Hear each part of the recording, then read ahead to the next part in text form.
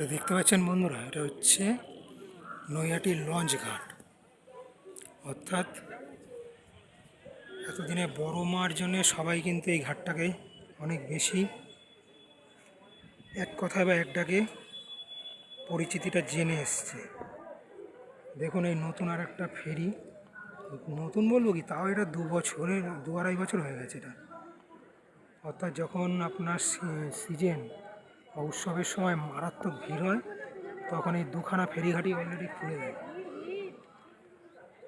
আজকে যেহেতু মনে করুন ফাঁকা বর্ষার সিজন, তার উপর যেহেতু মনে করুন মায়ের পুজো তো মূলত বেশি মঙ্গলবার ভিড়টা বেশি হয়, আজকে মঙ্গলবারের মধ্যে পড়ছে না বলে ভিড়টা অনেক হালকা। এই দেখুন এখানটা কীরকমভাবে পুরো বাঁধিয়ে দিয়েছে। এইখানেই কিন্তু মূলত মায়ের বিসর্জন হয়।